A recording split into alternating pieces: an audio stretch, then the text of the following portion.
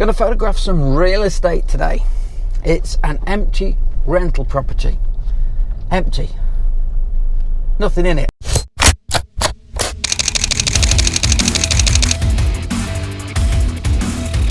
Now today's a good challenge. It's real estate. We're going to photograph a rental property that a landlord wants to rent out. And the old tenant's gone and they've repainted it, they've recarpeted it, and it's now a load of empty rooms. And we've got to make it look interesting. We've got to make it look so somebody wants to move in and live there. Easy. So I've just arrived at the job, and this is the house behind. Now obviously I've parked on the drive, and I'm going to have to move the car to do that. But you'll also notice what a beautiful sunny day it is. A lovely blue sky. And it's worth mentioning at this point, I've lost count the amount of times that I've actually been out on a job where I've got to do an external shot, and it's been sunny when I've got there, and I thought, oh yeah, I'll get the internals done first and then do the external shot, only to find when I come out that it's clouded over and I've lost it. So the first thing we're going to do is make sure we get those externals with that nice blue sky and the sunshine on the front. And there it is, the car's gone, the bins have gone, the next door neighbour's bins have been photoshopped out, and the decorators team are due in 2 days to paint the step black, so we've just done it in Photoshop. It was quicker. Let's have a look. Now this is something you often get. See what we've got here? It says new carpets, please use overshoes. So, okay, look at those Bobby Dazzlers. In through the door. New carpets, and this is why we're photographing it. It's got new carpets. Okay, so this is the room. Empty room. And looking back the other way, it looks like this. So which angle am I going to take? Well, to me, it looks pretty bland looking back this way. We have got that window. I still think it looks a little bit boxy. The view is going to be from back here, isn't it? So essentially we've got three choices here. We can shoot that image straight and just get the exposure right and accept that that area behind the staircase is going to go dark. We can choose HDR if you've got a camera that does HDR, and that will do the best exposure up to sort of 3 stops either way, and so it'll be lifting the shadows back there and reducing the highlights. Or we can put a little flash on it and put multiple flashes on, where we put a flash gun over there, just lighting up the stairs. And that staircase is so dark, that's the option I'm going to go for. Let's go and put a flash gun down. We've got it on manual on 132. Can you see that? That's 132 power on remote. And I'm just going to point it up the stairs there, around the corner where we can't see it. I'm going to get my flash gun on here. Okay, let's go on to manual. Let's do a test exposure. We're on manual on the flash at a 16th. We're on manual 1/60th at 7. Let's take that. And ISO 500. Let's do a test exposure and see how it's looking. There we go, and can you see how that light back there is now lifting that staircase and giving us some shadow? It's also popping a couple of shadows on the wall, which I quite like too.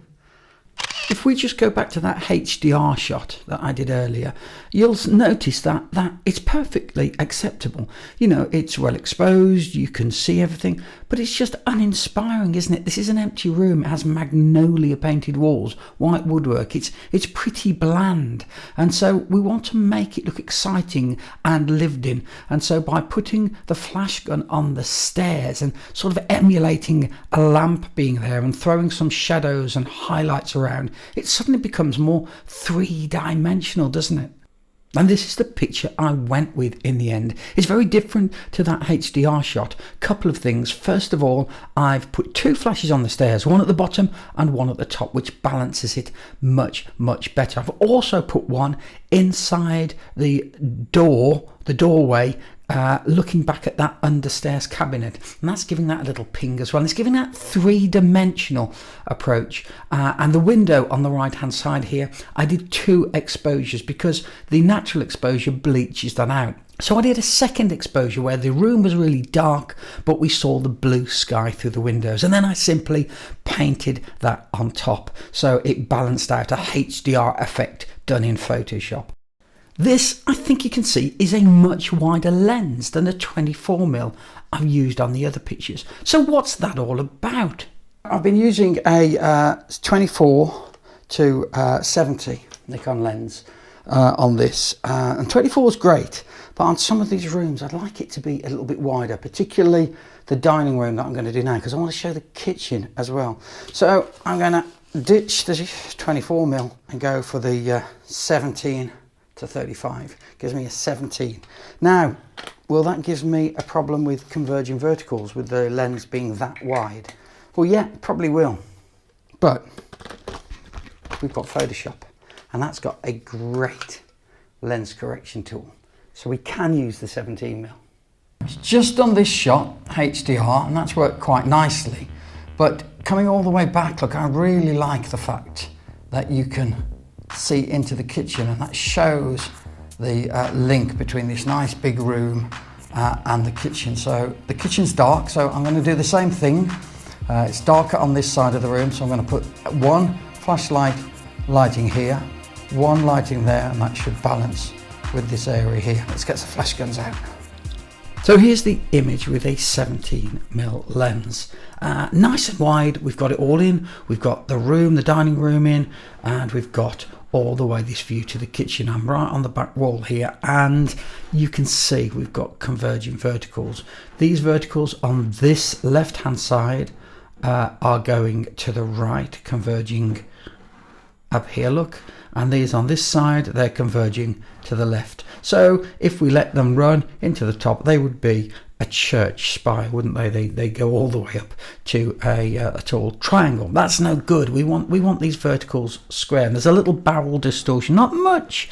I mean, that Nikon 17 to 35 is fantastic. It doesn't have much barrel distortion, but there is a tiny little bit of curvature there. So let me show you this fantastic tool in Photoshop called lens correction. It's in filters, and you'll see in filters a lens correction. There's a shortcut there, arrow command R. Okay, so that brings us in to the lens correction. I'm going to go, there is an autocorrect, and there's a whole load of lens profiles in here, and it already knows, look, if I open it out, it'll be the 17 to 35. It knows what lens this is, and it's had a go at doing some correction. Can you see the barrel distortion is almost gone on there? But we're going to go custom. So we're going to go custom, and first of all, look, barrel distortion and then pinch distortion there.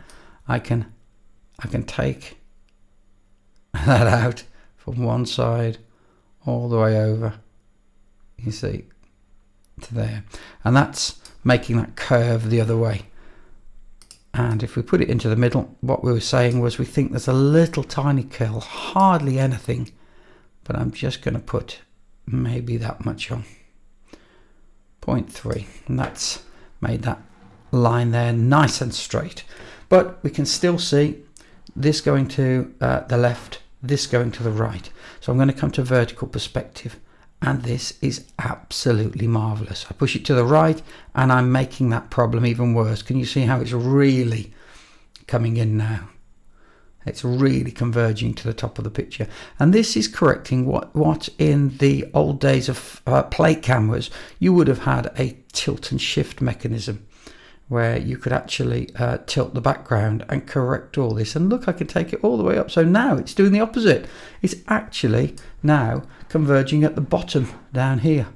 So I'm going to bring it across, and so to get them upright. So we're nearly there, look, nearly there, converging a little bit, not quite so much. I think it's about there. Now you'll notice that I've done that -6, and we've still got converging on this left hand side, look, because actually to square it up you'll generally find that you need to do it so that both sides are pointing the same amount to the one side or other. So now I've got both sides both swinging to the right slightly, so I'm going to press OK. Now this will mean I've got to flatten the image because it does a new layer, so I'm flattening the image now, and then when I recrop very slightly, I'm going to come around to there, and that should be just about right. Double click, and there we go. We've got straight verticals now. Look, that's so much better as an image. All these verticals are straight, they're not converging into the middle. What a fantastic tool. Instead of lugging around a 5.4 plate camera, now you can just take your ordinary DSLR and do your lens correction. Isn't that amazing? Anyway, on with the shoot. Okay, the kitchen I've photographed. This is it here. It looks really nice, but I wanted to really light it and get all the cabinets and the granite looking really good. So I've got one flash here, which is streaking across this granite. I've got a flash down there on the floor, and I've got a flash in that corner, which is pointing towards the main units there. But I want to get this granite on, and I want to show how big it is. So if you get down low here, look, you can see the reflections behind the sink of the window there on the granite. So that's the view I've gone for. I've tried to get the camera sort of over here into there, somewhere there. Yeah, that's what I'm talking about. Got all those reflections in the granite, look, and making those cabinets ping with the extra flash. Out into the garden, I've got this patio here. Oh, that's pretty, isn't it? That's kind of like a Mediterranean kind of little patio area here. I've got these nice honeysuckle plants coming down here, look. That's nice. And over here, oh, we have the garden. Let's get inside and finish off the upstairs rooms with the HDR. I'm only going to use HDR on these bedrooms. They're quite small, there's nothing in them, and flash isn't going to do anything. I have used double exposures on that window and then some flash in the bathroom. I hope you enjoyed watching me do that real estate photography. That's how I go about it. I hope you picked up a few tips yourself. Don't forget, go on a sunny day if you possibly can. Blue sky and sunshine makes a real difference. Use a wide lens, as wide a lens as you've got on those internal pictures. If you've got a super wide, like that 17mm, think about editing in Adobe Photoshop and correcting those verticals with the lens correction tool. What else? HDR, use HDR if your camera enables you to. If there's lots of furniture about, it's really useful. But also, if there are dark areas of the picture, consider using multiple flashes. I put 2 or 3 flashes down, hide them behind settees and doors, and it makes a real difference, making the picture look like there's lamps about. It creates shadows, it creates interest, and it makes the picture really kind of 3-dimensional and much more homely. I hope you enjoyed that. See you again soon.